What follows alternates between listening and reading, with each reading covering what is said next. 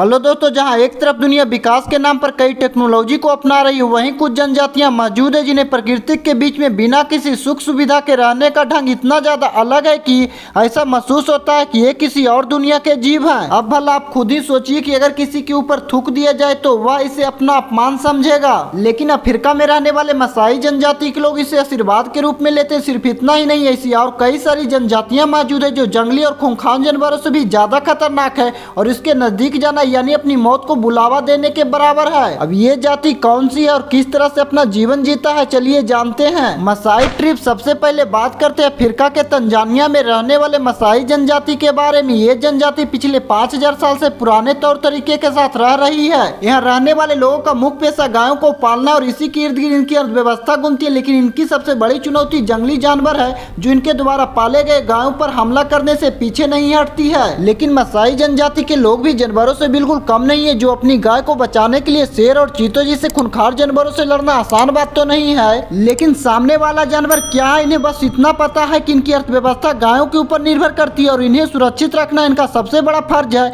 लेकिन इसका मतलब ये नहीं है कि मसाई जनजाति के लोग फालतू में शेर और चीते जैसे जानवरों को मारते हैं। उल्टा ये लोग शिकारियों से भी इनकी रक्षा करते हैं, क्योंकि इन्हें पता है कि इन जानवरों की संख्या शिकारियों की वजह से कम होती जा रही है, जिसे संतुलित करके रखना इस समय बहुत ही ज्यादा जरूरी हो गया है। वैसे इनकी बहादुरी के साथ साथ इनकी अजीबो गरीब रीति रिवाज है जो लोगों को हैरान करने में कोई कसर नहीं छोड़ते। इस जनजाति में जब किसी लड़की की शादी होती है तो विदाई के समय उसके ऊपर थूका जाता है ताकि लड़की के परिवार वालों का आशीर्वाद बना रहे और वो खुशहाल जिंदगी में आगे बढ़ सके। कुर्बो ट्रिब। अब आइए बात करते हैं अमेज़न रेन फॉरेस्ट में रहने वाले इस कुर्बो नाम के जनजाति के बारे में, जो कि आपको पेरू और ब्राजील के बॉर्डर के पास देखने को मिल जाएगी। दोस्तों, इन जनजाति के लोग अपने आप को सुरक्षित करने के लिए काफी बड़े क्लब का इस्तेमाल करते, इसलिए इन्हें क्लब मैन के नाम से भी जाना जाता है। आपको बता दें कि इस जनजाति के पास रहने वाले भी कुछ जनजातियां हैं जो बाहर की दुनिया से काफी खुली है, लेकिन कुर्बोस के लोग किसी से मिलना पसंद नहीं करते।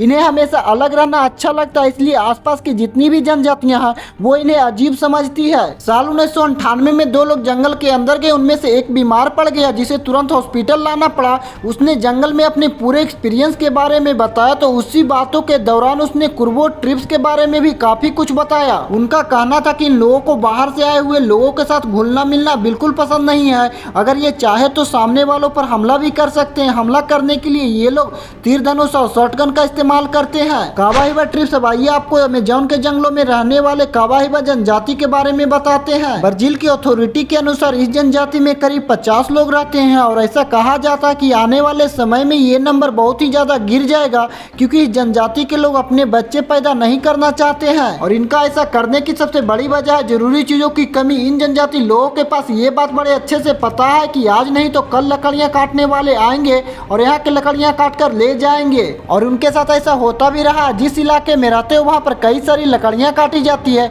इससे इन्हें हमेशा अपना घर बदलने की जरूरत होती है। कई बार तो इस चीज का ये विरोध भी करते हैं, लेकिन इन्हें पता है कि इससे कोई फायदा नहीं, इसलिए अभी इन लोगों ने एग्रीकल्चर पर डिपेंड होना छोड़ दिया है। अब इन लोगों ने हंटिंग और फिशिंग जैसी चीजों को अपनाकर जीने का सहारा बना लिया है और इन्हें पता है कि आने वाले पीढ़ी को एक नई तरह की जिंदगी के साथ नहीं पाल सकते, इसलिए अब ये लोग बच्चे नहीं पैदा करते, जिससे ये तो साफ है कि आने वाले कुछ दिनों में ये जनजाति पूरी तरह से गायब हो जाएगी। आवा ट्रिब्स। जब अमेज़न रेन फॉरेस्ट की सबसे खतरनाक ट्रिब्स की बात आती है तो उसमें सबसे पहला नाम आवा ट्रिब्स का ही आता है। इस जनजाति के लोगों के पास अच्छी खासी जमीन है रहने के लिए। इस जनजाति में 350 से भी ज्यादा लोग रहते हैं, लेकिन सबसे बड़ी दिक्कत यह है कि इनमें से 100 से भी ज्यादा लोग ऐसे होते हैं जिन्हें बाहरी दुनिया से संपर्क करना बिल्कुल भी पसंद नहीं, और ये खतरनाक भी बहुत होते हैं। लेकिन अब आपको ये बात अच्छे से पता होगा कि इंसान चाहे जितना भी खतरनाक क्यों ना हो, सत्ता की ताकत के आगे किसी की नहीं चलती, और जंगल की दुनिया में भी कुछ ऐसा ही पॉलिटिक्स खेली जा रही है, जिसकी असल वजह यह है कि जिस जगह आवा ट्रिब्स के लोग रहते हैं वहां पर काफी भारी मात्रा में जमीन के अंदर लोहा पाया गया है।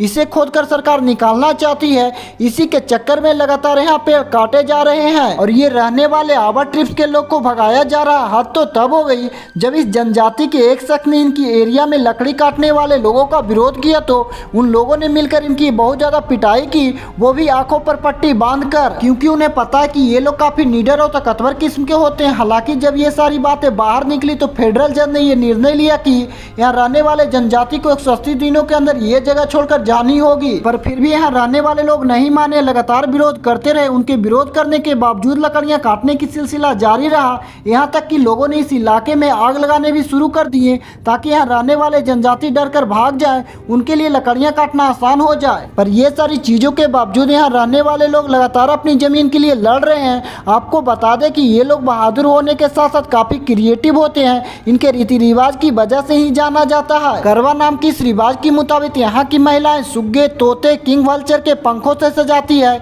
जिसके बाद ये लोग तालियां बजाकर गाने गाते ताकि यहाँ रहने वाले पुरुष आसमान में जाकर अपने पूर्वजों से मिल पाए। इसके अलावा इस जनजाति में जो लोग हंटिंग करते वो अपने काम में इतने ज्यादा माहिर होते कि चाहे दिन हो या रात ये बड़े आराम से शिकार को पकड़ सकते हैं। यहाँ पर रहने वाले हंटर करीब 7 घंटे हंटिंग का काम करते तब जाकर इनका परिवार भरपेट खाना खाता है। अधिकतर ये लोग अकेले शिकार करना पसंद करते ताकि ये लोग अलग अलग जगहों पर फैलकर ज्यादा जानवरों का शिकार कर सके। दोस्तों वैसे इनके पास शिकार करने का एक और तरीका, ये पेड़ के ऊपर बिल्कुल टॉप पर बैठ जाते हैं और इंतजार करते जैसे ही कोई इनके नजदीक से आता है तो ये तुरंत ही पेड़ की ऊंचाई से वार करते हैं, उसे घायल कर देते हैं, जिसके बाद उसे अपने कब्जे में लेते हैं। आवा ट्रिप्स के लोग जाले का भी इस्तेमाल करते हैं ताकि अपने शिकार को फंसा सके।